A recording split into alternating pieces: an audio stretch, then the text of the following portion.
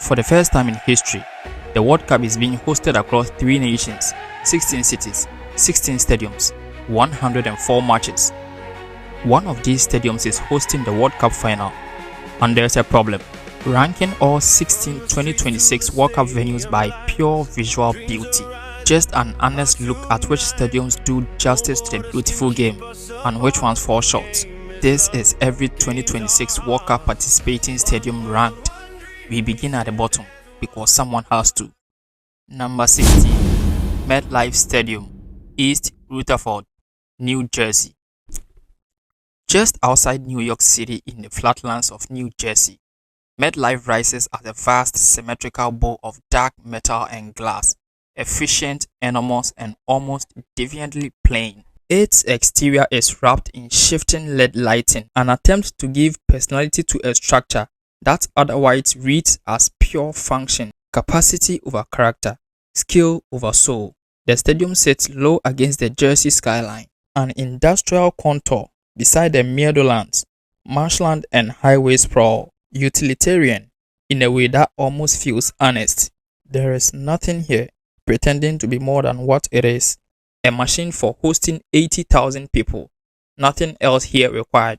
By night, the LED facade attempts drama, color washing across the exterior panels, but it never quite escapes the sense of decoration, applied after the fact rather than beauty built into the bones. This is architecture answering a brief, not a vision. And yet, there is a different kind of beauty buried in that plainness, the quiet democracy of a stadium that never seeks to be admired before the match even starts. No view competes with the game. No roof performs a show of its own. MetLife will host the World Cup final, not because it earned beauty, but because it earned skill. And on the night that matters most, when an African nation may finally lift a trophy on the American soil, perhaps the bowl's plainness becomes its own kind of grace. Nothing to look except the history being made on the pitch itself. Number 15, Lincoln Financial Field, Philadelphia, USA. One step above MetLife's blankness sits Lincoln Financial Field, plain but at least proud of what it's playing for. Lincoln feels like a machine, built with intent. Twin decks of exposed steel truss work, painted in forest green and gunmetal gray, open to the Philadelphia sky on every side. It does not try to be beautiful in every conventional sense. It tries to be honest about what it is, a stadium built for cold nights, hard hits, and a fan base that has never once asked for elegance. It sits low and industrial in South Philadelphia, part of a trinity of arenas lining the Delaware Flats, utilitarian neighbors built for utilitarian purposes. The skyline a distant backdrop rather than a partner in the view. The open bowl does what it was built to do, trap noise rather than light. The steel structure amplifying crowd sound rather than catching it visually. There is no glow worth photographing here, no shifting color on the facade, just function repeated at scale. If MetLife earned its place through sheer size, Lincoln Financial Field earned its slightly higher rank through specificity, a stadium that knows exactly what kind of ugly it wants to be, built for one city's particular brand of furry, never apologizing for the absence of grace. Beauty here is besides the point. Conviction is the substitute. Number 14, BMO Field, Toronto, Canada. BMO Field does not tower. It does not need to. Tucked along the shores of Lake Ontario, in the shadow of Toronto's skyline, this is no borrowed arena, no gridiron repurposed for the world's game. This ground was built for football, and football alone. Pitch close to stands, stands close to noise. It is a smaller bowl, intimate by World Cup standards, where the cold lake wind cuts through the open south end, and the city's glass towers watch from beyond the stands like silent witnesses. There is no excuse here, no sprawling steel fortress, no industrial bravado, just a tight, honest stage painted in red and white, built for a country still learning to call itself a footballing nation. The lake light bounces off the CN Tower in the distance, framing the pitch like a postcard caught between two identities: North American skyline, European-style stadium intimacy. The smaller bowl works in its favor. The noise has nowhere to escape. It presses down, wraps around, turns 30,000 voices into something that feels like 100,000. It will not be the grandest stage of the tournament, but for the African nations who walk out onto this pitch in the summer of 2026, BMO Field offers something rarer than grandeur: proximity, a stage where the distance between the dream and the dreamer disappears.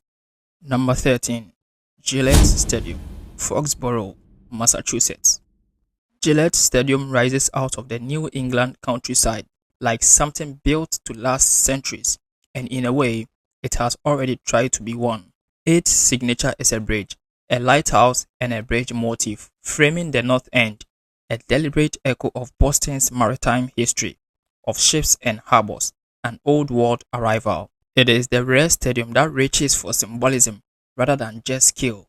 Granite gray seating bowls rise in steep tiers, built for New England's brutal winters and the particular fury of patriot crowds. In the day, the structure sits against rolling Massachusetts hills, a monument of concrete and ambition, an hour outside Boston, neither quite city nor quite country. By night, the lighthouse beacon glows above the open end of the bowl, an actual working light, fixed atop a stadium, as if to say, ships still arrive here, dreams still make landfall. For the World Cup, that symbolism writes itself.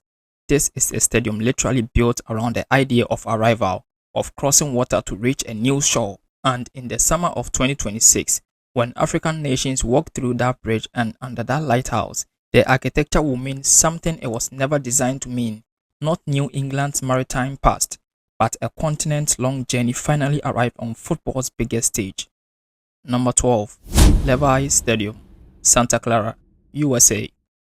This stadium does not look back.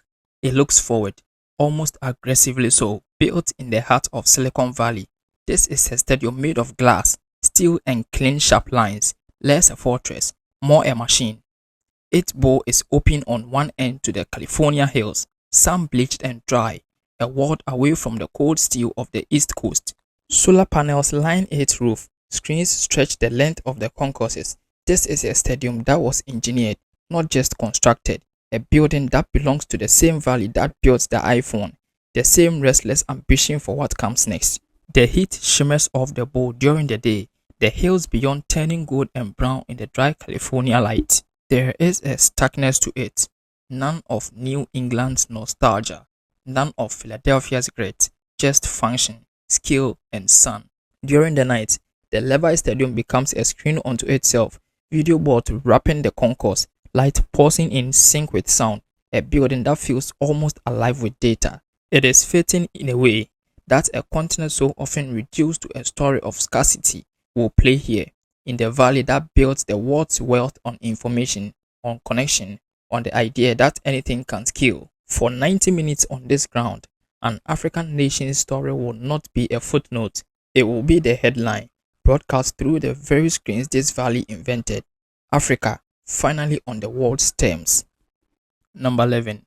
Arrowhead Stadium, Kansas City, USA. It does not whisper, it roars, and with the record to prove it, carved into the plains of Missouri, this is one of the loudest stadiums ever built, a bowl engineered almost by accident to trap sound and hurl it back at the field. Steep stands, tight geometry, red seat rising like a wave around the pitch. There is no subtlety in Arrowhead's design. It was built for one purpose, to make noise a weapon. During the bright hours, the Arrowhead Stadium sits low against the flat Midwestern horizon, unassuming, almost humble, a structure that gives no hint of what it becomes once it fills. Under the lights, the bowl turns into something closer to a furnace, 76,000 voices, no roof to let the sound escape, the stadium itself acting as an amplifier. This is the ground that once held the world record for the loudest crowd roar, a place where decibels become identity. For the World Cup, there is something poetic in that violence of sound. African football has always carried its own wall of noise, horns, drums, chants passed down through generations of stadiums from Lagos to Cairo to Casablanca. In the summer of 2026, two traditions of crowd noise will meet on the same plane, American roar colliding with African rhythm, and for 90 minutes, Arrowhead will not belong to Kansas City alone, for whoever can make it the loudest owns the venue. Number 10. NRG Stadium, Houston, USA. NRG Stadium does not fight the weather, it seals itself off from it entirely. This is a stadium built for a city where summer is not a season but a threat, where humidity presses down like a hand and afternoon storms arrive without warning. So NRG was built with a retractable roof, a structure that can simply choose not to participate in the Texas heat. Steel ribs fold back to reveal sky when the weather allows, and close shut when it doesn't. A stadium that controls its own climate in a city that controls the world's oil. When the roof is open, sunlight pours through in the long shafts across the bowl, the Houston skyline rippling in heat haze beyond the open end. When it's closed, the stadium turns interior, almost industrial, a controlled environment, climate conditioned, built on energy money in a city during sunset. With the roof closed, sealed against whatever storm rolls in off the Gulf, the bowl becomes self-contained, its own climate, its own atmosphere, its own world. There is something fitting in that for this tournament. African football has long had to adapt to whatever conditions it's handed: heat, dust, distance, neglect. In Houston, the world has simply built a stadium that refuses to be at the mercy of its environment at all. In the summer of 2026, African nations will walk onto a pitch where for once, the weather is not the opponent, just the game. Number 9. Lumen Field, Seattle, USA. Lumen Field does not need 10,000 extra seats to feel loud, just its roof. Perched on the edge of downtown Seattle, overlooking Puget Sound, this stadium is smaller than most of its World Cup siblings, and that's precisely the point. A partial roof curves low over the bowl, not to block out weather, but to trap sound, to bend it back onto the pitch. It is by design one of the most acoustically vicious stadiums in the country, an engineered echo chamber dressed up as architecture.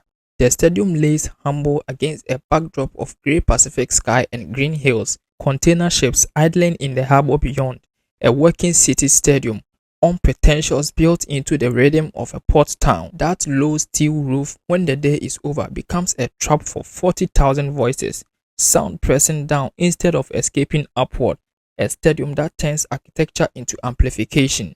There is something almost intimate about that violence. Unlike the sprawling bowls of Texas or California, Lumen Field offers proximity, closeness between crowd and pitch, between noise and nerve. For African teams accustomed to stadiums where every roar feels personal, where the crowd presses in close enough to be felt rather than just heard, Lumen Field may be the most familiar ground on American soil. A reminder that football at its purest has never needed size, only closeness and noise that refuses to leave. Number 8. Hard Rock Stadium, Miami, USA. A stadium that does not belong to the mainland so much as the tropics, set in Miami Gardens, ringed by palm trees and Florida heat. This is a stadium built for spectacle as much as sports. A canopy roof stretching like a sail over the stands, shielding fans from sun and sudden tropical rain while leaving the pitch itself open to sky. It is theatrical by nature, a building that understands Miami is a city of performance, where every event doubles as a show. The heat shimmers off the bowl, the canopy casting long shadows across tiers painted in aqua and orange colors, borrowed from the ocean a few miles east, from a city that has always worn color like armor. When night falls, the stadium turns electric, lighting rigs, and that sweeping canopy glowing against the dark, the humid air thick enough to taste, the kind of night where sweat and rhythm are inseparable. There is a current running beneath Miami that the rest of America doesn't quite carry. Caribbean, Latin, African diaspora woven into its streets, its music, and its blood. This city has never needed convincing that football is the world's game. In the summer of 2026, when the African nations take this pitch, they will not be introducing themselves to a foreign audience. They will be playing in front of family, distant, displaced, but family all the same. Number 7. BC Place, Vancouver, Canada. A palace that sits at the edge of the Pacific but answers to no one at all. Beneath its retractable roof, a great white canopy stretched out like a sail, the stadium creates its own enclosed world, sealed off from Vancouver's rain, from the mountains that ring the city, from the sea breeze drifting in off the Falls Creek. It's sleek, modern, almost futuristic in its restraint, a structure of white steel and tensioned fabric, all chaos where American stadiums favor angles. The mountains rise green and snow, capped just beyond the downtown's glass towers.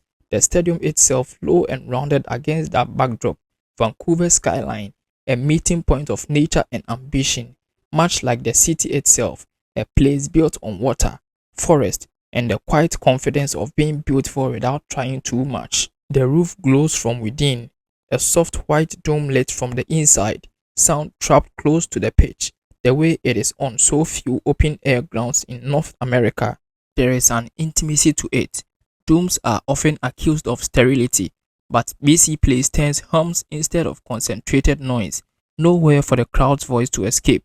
For African football, there is something quietly symbolic in a stadium that closes itself from the world's hardship conditions, only to amplify the human voice within. Beneath that white canopy, a continent's chant will not dissipate into the open sky. They will stay, they will echo, they will be heard. Number 6. AT&T Stadium, Dallas, USA. The AT&T Stadium does not do modest. This is the cathedral of American football excess, a vast retractable roof arching over the largest column-free interior in the world, glass walls rising like the entrance to something closer to a monument than a stadium. Texas does not build small, and Jerry and Jones did not build cheap. Everything here is engineered to overwhelm. The scoreboard alone, suspended above the pitch, stretches longer than some stadiums' entire field of play. Sunlight pours through glass end zones, the steel arches catching the light like ribs of some great structure, half machine, half temple. The Dallas skyline waits in the distance, but inside, the stadium creates its own gravity. Nothing outside seems to matter once you are in. With the roof closed, the building becomes a controlled spectacle, climate sealed, sound contained, every light and screen calibrated for maximum impact. This is not a stadium that lets the game speak for itself. It is a stadium built to amplify everything. Triumph, heartbreak, glory into something cinematic. This is a fitting tension in that for the world football. Number 5. Estadio Akron, Guadalajara, Mexico. Estadio Akron does not borrow its identity from anywhere else. It was built entirely for one club, one city, one fierce loyalty, and it shows. Rising on the outskirts of Guadalajara, this is a stadium shaped like a volcano. Its sloped, layered exterior deliberately evoking the eruptions of Mexican earth. Red-brown tears stacked like sediments, like something that grew rather than something that was built. It is one of the most architecturally distinct grounds in the Americas. No borrowed bowl shape, no copy-paste design, just a structure that insists on being unapologetically Mexican. Glowing in the shades of clay, surrounded by dry hills outside Guadalajara, a building that seems to rise out of the landscape rather than sit on top of it. Mexican football has always understood what African football understands instinctively, that the game is inseparable from identity, from land, from ancestry. Two footballing coaches who have always known that this game is never just a game, it is who you are. Number 4. Estadio Azteca, Mexico City, Mexico. This stadium was never going to win on architecture alone. Its concrete, its withered, its bow unglamorous by modern standards, sank into a volcanic crater on the edge of one of the largest cities on earth. But beauty here isn't built from steel or grass. It is built from accumulation. Every World Cup final this ground has hosted, every legend who has touched this turf, every roar absorbed into this concrete over half a century has left something behind. Azteca is beautiful the way an old battlefield is beautiful. The bowl rises in vast, sweeping tiers around a pitch that has somehow hosted both 1970 and 1986 Pele's perfection and Maradona's defiance, without ever needing to rebuild or hold their weight. Floodlights catch decades of wear in the concrete, every crack instain a kind of inscription. this is not a stadium that hides its history. Where others built beauty from scratch, boring mountains, bending light, choreographing motion, Azteca simply waited. History was left to do the work no architect could, the chance to become part of a story that was already older than the tournament itself. Number 3. Mercedes-Benz Stadium, Atlanta, USA. Where other stadiums impress you with mass, Mercedes-Benz impress you with movement, beauty as an event you watch unfold in real time. The Atlanta skyline rises just beyond the glass curtain walls. A city that has rebuilt itself from fire before might carry meaning beyond architecture. Mercedes-Benz is a beauty as gesture, a structure that performs its own opening again and again, as if beauty itself were not a fixed state, but an act of becoming. For a continent story that has never been about arrival, but about the long deliberate unfolding towards it. 8 enormous steel and fabric petals retract in a slow, deliberate and bloom, less a mechanical process than a choreographic reveal, the kind of motion you did expect from a camera shutter or a flower greeting morning light, not a sports venue. Number 2. SoFi Stadium, Los Angeles, USA. There is no natural backdrop here, an ancient peak to lean on. Englewood is flat, unremarkable terrain, so the architect did something almost audacious. They decided the stadium itself would have to be the landscape, sunk below grade, capped by a translucent canopy that ripples like glass water. SoFi doesn't rise to impress you, it unfolds, ignites the canopy from within, turning the entire roof into a glowing lens, reflecting across steel and glass in a way that feels less like sports. Infrastructure and more like kinetic sculpture. There is a fluidity to SoFi that modern stadiums lack. Chaos, where they could have used angles. Transparency, where they could have used concrete. Beauty earned through ambition. The belief that beauty itself can be manufactured, refracted, broadcast back to a billion screens, and still feel breathtaking in person. Number 1. Estadio BBVA Monterrey, Mexico. There are stadiums that impress you. There are stadiums that astonish you. And then very rarely, there are stadiums that simply can move you. Estadio BBVA is that stadium. Opened in 2015 just outside of Monterrey, in the northern Mexican state of Nuevo León, BBVA was designed with one extraordinary intention: to become part of its landscape. Behind one of the goals, framed perfectly as if placed there by a director, rises the Cerro de la Silla mountain, a dramatic sweeping peak that has become a defining symbol of Monterrey. It is a backdrop so cinematic, so perfectly composed, that the first time you see it, in a photo, in a video, or in person, it stops you cold. But the Estadio BBVA is more than just its backdrop. It is a purpose-built football stadium in every sense, designed for the game, for the fans, and for the spectacle. Every seat has a perfect sightline. The architecture is modern and fluid, curving naturally into the terrain. In a tournament of 16 venues, from the most expensive stadium ever built to the most historically significant ground in world football, Estadio BBVA stands alone as the most beautiful. Not because of what it costs, not because of what it contains, but because of where it sits and how it looks and what it makes you feel when you see it.